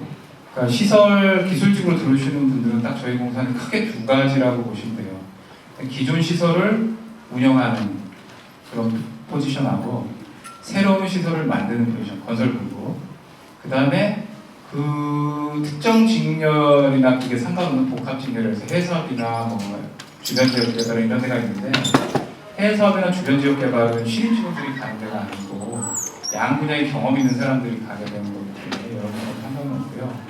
그리고 기본적으로 이제 기술 파트에서 신입 직원이 들어오면 운영 분야로, 시설 관리 분야로 먼저 갑니다. 왜냐하면 건설은 시설 운영 경험이 있는 사람들이 어느 정도 해야 돼요. 그렇기 때문에 거의 한 80% 이상은 그쪽으로 간다고 보시면 되고요. 다만 이제 이쪽 분야가 인원이 급해요. 사람을 계속 충원해야 되기 때문에. 그래서 여기 기존에 경험 있는 인력으로 보내야 되는데 부족한 경우에는 일부 신입 직원이 바로 건설 분야로 갈 수가 있어요. 충분히.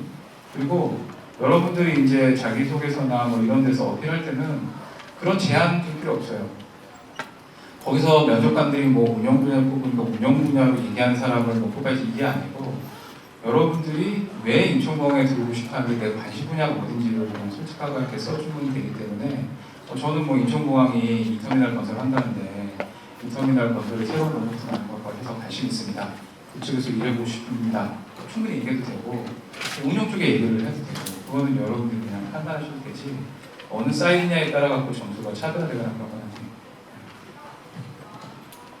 네, 제가 시험 관련해서 말씀드리자면, 일단 공무원 시험 말씀하셨는데 저도 공무원 시험 책을 한 2번 정도 사서 봤거든요. 근데 결론적으로 말씀드리면 크게 도움은 안 됐던 것 같습니다. 그래서 기사 수준에서 난이도를 올릴 필요는 전혀 없어 보이고요. 오히려 산업기사에서 기사 중간 정도의 난이도, 근데 제가 말씀드리는 거는 난이도지 문제 유형은 아니거든요. 다만 아까 계속 말씀드렸듯이 유형은 조금 다르되 난이도는 산업기사에서 기사 중간 정도다라고 생각하시면 될 것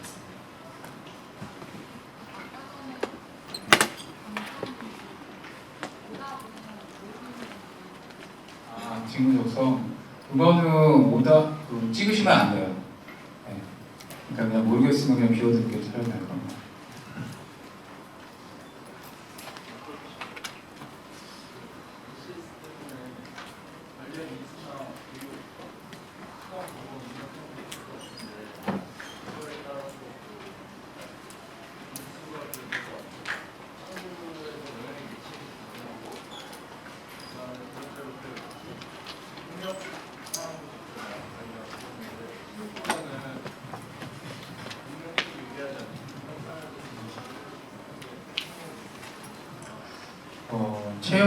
교육이라는 거는 저희가 이제 단계를 나눠놨잖아요. 그러니까 그 종합적인 단계에서 이 사람이 어떻게 대응을 하고 어떤 경험을 갖고 있냐를 봐서 그게 쌓여서 오는 거기 때문에 그 경력, 이제 NCS 기반으로 채용한다니까 뭐 경력직 직원들은 쓸 게 많잖아요, 솔직히. 그렇다고 해서 그게 꼭 유리하다고 볼 수가 없어요. 물론 저희가 자기소개서 볼 때 이 사람은 경력직이구나, 그래서 경력이 그래서 이 분야에 있구나 라는 거지. 또 이 친구는 이제 그냥 학교 막 졸업한 친구인데 별로 경력이 없어요. 그래서 그러면 이 사람이 경력이 말고 무조건 이 사람을 뽑겠다라고 한다면 다 경력직이 되겠죠. 그러니까 그걸 어느 정도 감안을 해서 저희가 보긴 봅니다. 그렇기 때문에 반드시 경력직이 유리하다고 볼 수는 없지만 가능하면은 그런 경력이 학생 신분에서 쌓을 수 있는 경력이 있고 그다음에 어떤 다른 직업을 제가 경험하면서 쌓은 경력이잖아요. 그걸 다 저희가 감안해서 보기 때문에 그거를 잘 좀 어필을 하는 게 중요한 거지 절대적으로 경력직이 우위에 있다라고 볼 수는 없을 것 같아요. 하지만 좀 쓸 수 있는 부분의 구체성에서는 좀 도움이 될 것 같아요. 네, 그런 부분이죠. 답이 네? 학점은 아까 제가 말씀드렸다시피 3.0 이상 넘으면 아무런 의미는 없어요. 어떤 계획을 말씀해 주시죠?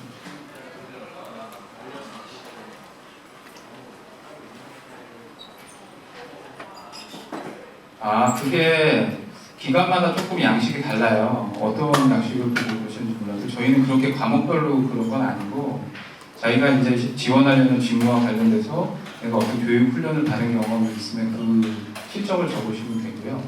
그 다음에 그 교육 외에 내가 직무의 어떤 다른 회사에서 관련된 경험이나 이런 거는 아까 직무 수행 소개서 있죠. 거기다가 어필을 하시면 되는데 그게 뭐 그 교육 과목별로 뭐 따로 점수가 되고 그러진 않습니다. 이번엔 저기 여학생?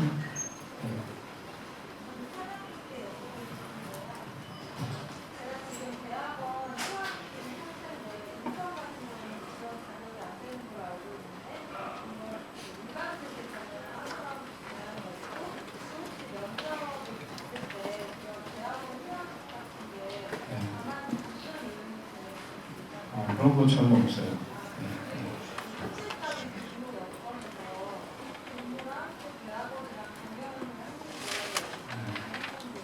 회사 다니면서 뭐 회사에서 그 대학원이 주관 아니에요? 야간 대학원이요? 일반 대학원 현실적으로 쉽지 않을 거예요. 더군다나 이제 신입사원들 입사했는데 주중에 이제 가려면 휴가를 내거나 이래야 되는데 솔직히 입사한 직원이 일에 조금 몰입을 해야 되는데 대학원을 다니는 건 쉽지는 않을 것 같고 아마 좀 휴학을 했다가 뭐 한 1년 정도 공부를 한 다음에 그때 이제 부서 상황이나 봐서 할 수는 있겠지만 저도 이제 다녀봤지만 정기적으로 수업을 들어야 되는데 쉽지는 않아요. 한 가지 안내 말씀 드릴게요. 저 뒤에 박스에 설문지를 넣어주시면 되는데 제가 안내를 너무 늦게 드려서 앞으로 나가신 분들 아마 안내 주셨을 것 같은데 이제 지금부터 가시는 분들은 뒤에 가실 때 설문지 박스에 넣어주시면 감사하겠습니다. 네, 저기 남았어요.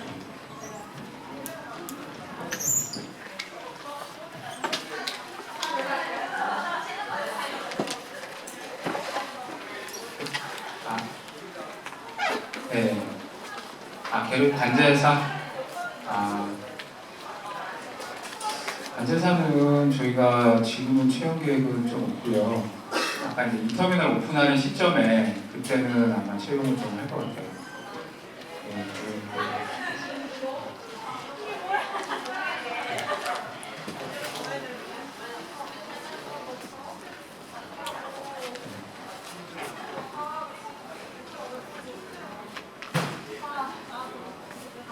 그렇진 않아요. 그 미니멈 이상만 되면 저희가 그냥 동일하게 좀 어느 정도 어학의 스피킹 실력이 있다고 보기 때문에 직급별 가점이 따로 있지는 않습니다.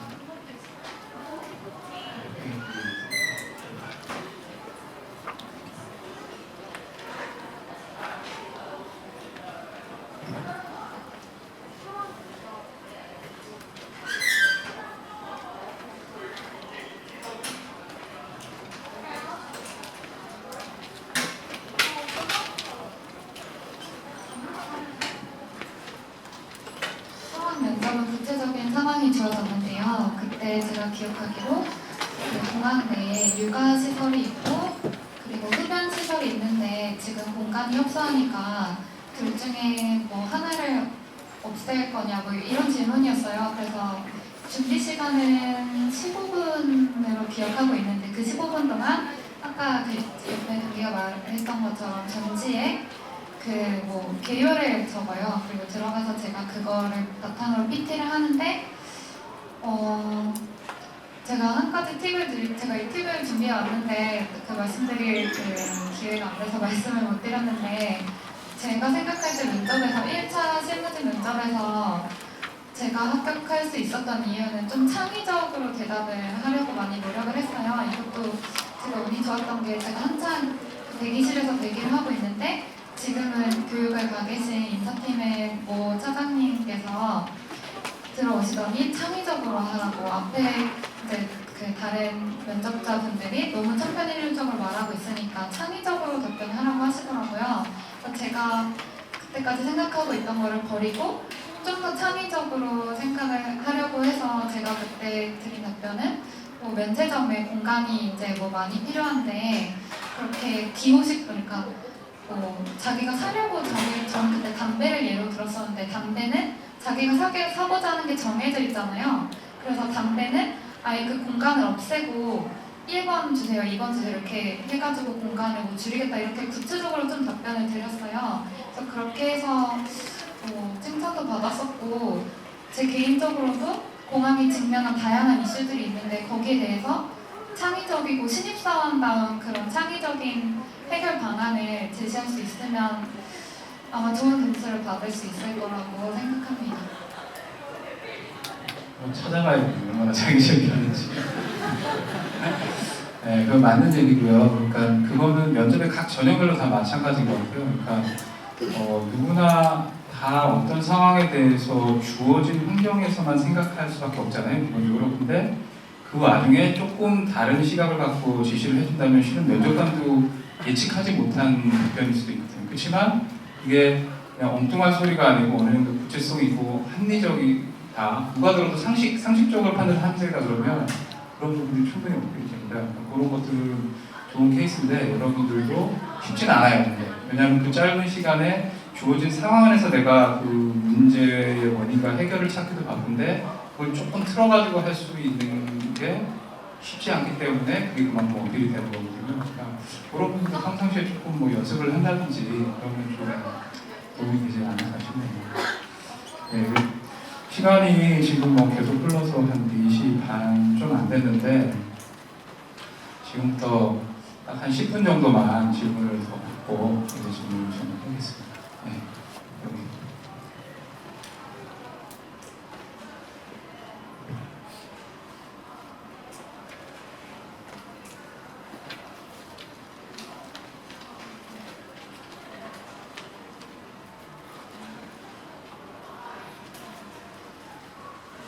터미널이 오픈이 되면 다 늘어납니다. 기본적으로 근데 협력사 직원이 제일 많이 늘어나죠.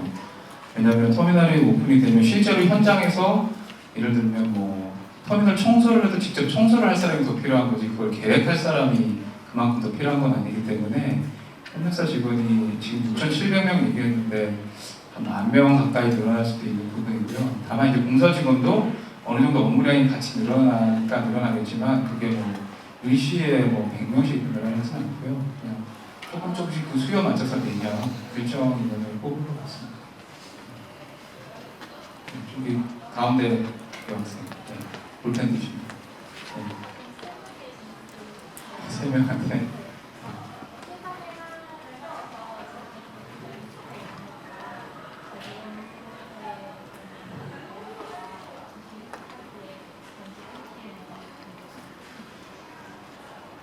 보통 질문이에요. 굉장히 어려운 질문인데 한숨이 모자랐네요. 일단은 저 같은 경우는 100%라고 할 수는 없고요. 한 90% 정도. 10%는 좀 일찍 퇴근하고 싶은데 조금 생각만큼 잘 안 되는 부분이 좀 있어요. 이제 인사부서도 꽤 바쁜 부서 중에 하나예요. 그래서 그런 부분이 좀 아쉽지만 그래도 다른 어떤 외부의 환경이나 이런 거에 비해 보면 굉장히 안정되는 환경이고 또 업무 자체도 제가 만족해서 하는 거니까 100%는 힘들겠죠.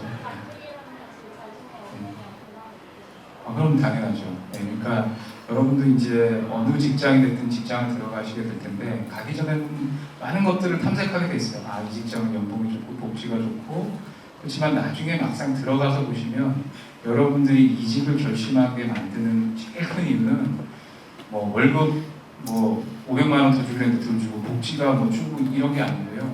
내가 이 회사에서 생각했던 일이 이거였는데 그렇지 않을 때 그리고 내가 일을 하면서 뭔가 성취를 못 느낄 때 그게 가장 큰 실망의 사유고 이직의 사유가 되고 조직 입장에서도 굉장히 불행한 일이 되는 거예요. 그래서 여러분들이 직장을 선택하실 때 정말 겉으로 보는 그 회사의 외형적인 측면 이런 것들만 보고 갈 게 아니고 내가 정말 저 회사에서 주로 하는 저 일들이 나한테 맞는 일이고 내가 하고 싶은 일이냐를 생각하고 하시는 게 좋을 것 같고요.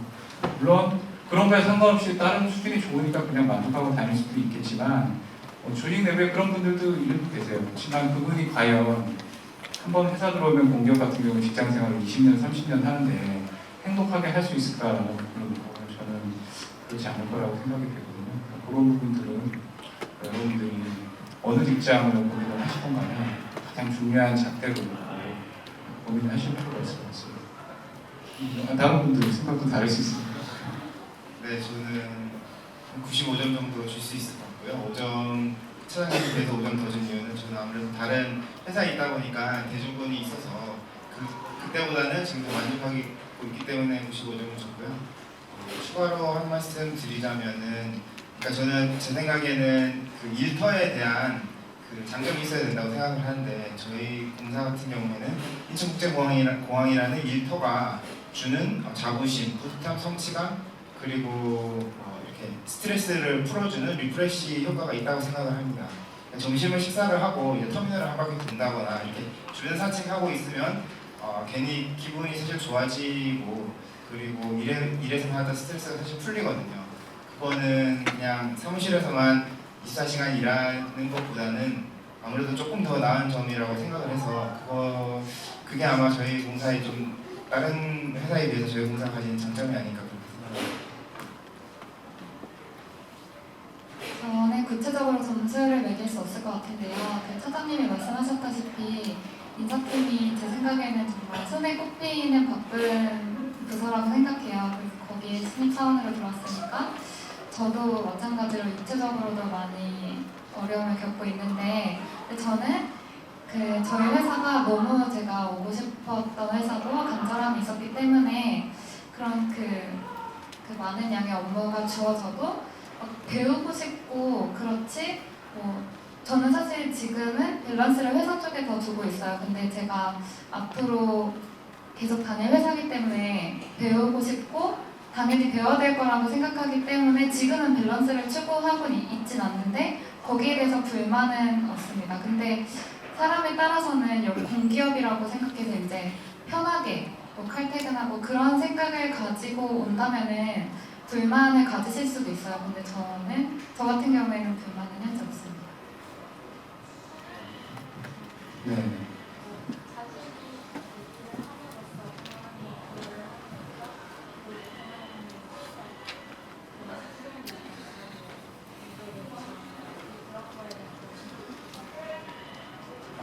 조금 더 구체적으로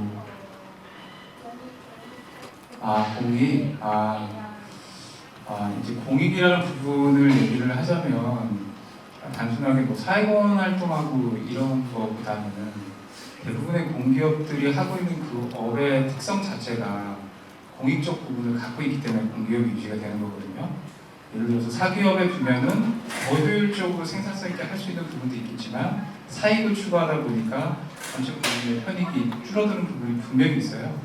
그런 부분들을 이제 공기업한테 주는데 그런 거랑 연계해서 보자면 저희 공항이 하는 일은 인천공항을 잘 운영을 해서 인천공항을 이용하는 여기 계신 여러분들을 포함한 우리나라 국민들 고객들이 거기서 뭔가 자긍심을 얻고 그다음에 뭐 전 세계 가봤더니 야 인천공항만한 게 없더라 이런 게 저희의 어떻게 보면 공익적인 부분이 금지가 되는 거예요.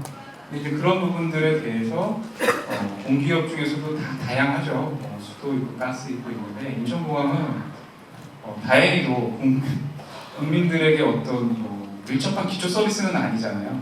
수돗물 조금 올린다고 해갖고 막 예민하고 이런 부분은 아니고 또 그런 면에서 그렇지만은 또 세계에서 이 분야에서는 어느 정도 또 앞선 부분이 있다 보니까 저희 입장에서는 국민들한테 뭔가 우리가 자긍심을 심어줄 수 있는 일을 하면서도 이 업계에서 그런 나름 상위에 있다라는 그런 자부심이 있는 것 같아요. 그래서 그걸 좀 더 잘하기 위해서 노력하는 그런 원인이 되는 것 같고 그런 측면에서 이 공인지 무슨 시설에다가 돈을 더 지불하고 이런 부분은 조금 일부인 것 같고요.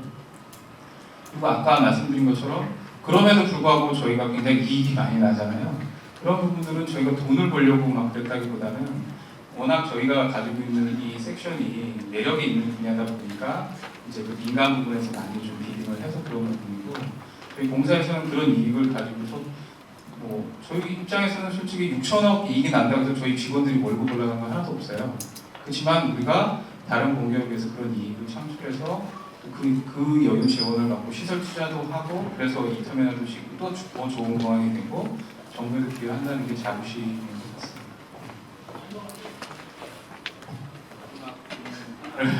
본인이 하셔야 되나요? 또?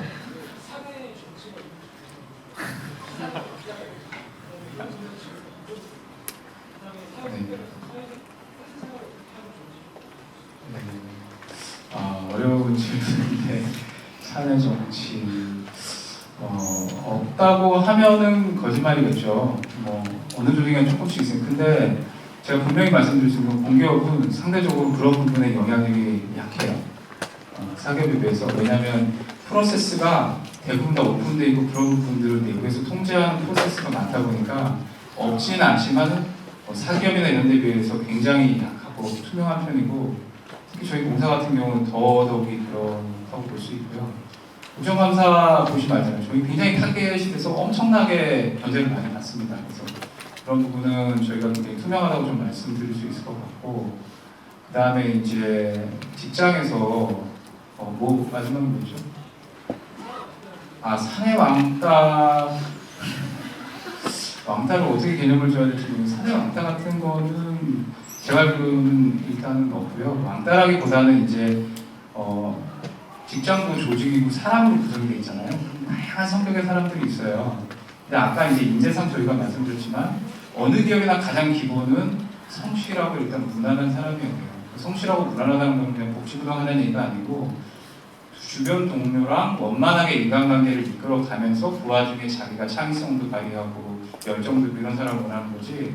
열정도 있고 창의성도 있는데 성격이 굉장히 모나가지고 주변 사람하고 트러블을 일으키고 이런 사람들은 공기업에서 환영받지 못합니다. 어느 조직이나. 근데 그런 사람들이 없다고 볼 수는 없어요. 어느 조직이나 다 조금씩 있고 그런 분들을 어떻게 조금 중간으로 유도해가느냐가 이제 과제인 것 같아요. 하지만 그게 그런 분들 한두 명 때문에 우리 조직이 전체적으로 뭔가 문제가 될 만큼 심각하거나 그렇다고 보시는 않고요. 그리고 또 직장인으로서 좀 가져야 되는 부분 말씀드리자면 제가 이미 다 말씀드린 것 같은데 어느 조직이나 조직이고 사람이 모인 데이기 때문에 원만한 인간관계를 가지는 게 가장 제일 중요한 대목인 것 같습니다. 특히나 공기업은 조금 더 그런 게 강하고요. 그리고 아마 저희가 인성검사라고 있잖아요. 그 인성검사를 하는 이유가 뭐냐면 면접장에서 보면 다 훌륭해요. 다 정말 품성도 좋고 그렇지만 그 와중에는 그렇지 못한 사람들이 꽤 있기 때문에 그런 부분들을 좀 골라내려는 이유고 또 왜 그게 중요하냐면 사기업은 한번 잘못 뽑으면 조금 이 퇴출이 좀 유연해요. 공기업은 한번 잘못 뽑으면 어떻게 할 수가 없어요.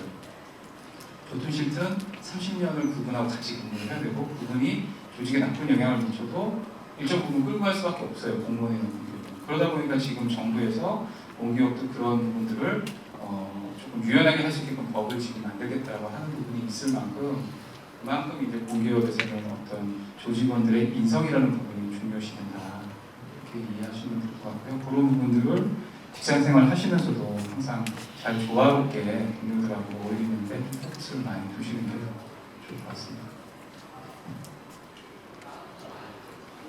많이 됐는데 저 맨 뒤에 계신 남학생 한 분 정도.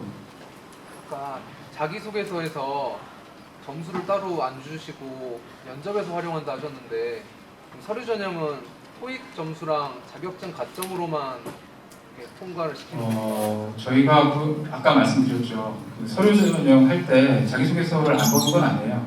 그 서류 전형 단계에서는 저희가 이제 한번 그 면접이 아니고 서류 전형을 하면 한 10,000명 정도 지원하거든요. 그 10,000명의 인원을 인사팀에서 다 일일이 세밀하게 볼 수가 없어요. 그렇지만 이제 그 부분들이 걸러져서 올라가면 결국 면접 단계에서는 굉장히 중요한 자원이거든요. 서류 전형 단계에서는 그 서류 전형에 썼던 자기소개서 이런 것들이 좀 부실하게 된 것들을 좀 걸르는 정도로 일단 보시면 되고요. 그리고 그 외에 이제 어학이나 이런 것들이 좀 중요하게 작용을 합니다. 근데 그걸 통과하는 순간부터는 자기소개서가 굉장히 필기시험 이후에는 중요한 자료가 되고 그 부분을 갖고 많이 이제 질문을 들어간다고 했기 때문에 한번 서류 제출할 때 쓰면 고칠 수 있는 기회가 없잖아요. 그러니까 자기소개서는 잘 써주시는 게 필요합니다. 자, 그러면은 아쉽지만 이상으로 저희 인천국제공항공사 15년 체험설명회를 마치겠고요. 여러분들 늦은 시간까지 좀 경청해 주셔서 감사드리고 다음번에 저희 그 필기시험장이나 면접장에서 꼭 뵐 수 있기를 바라겠습니다. 감사합니다.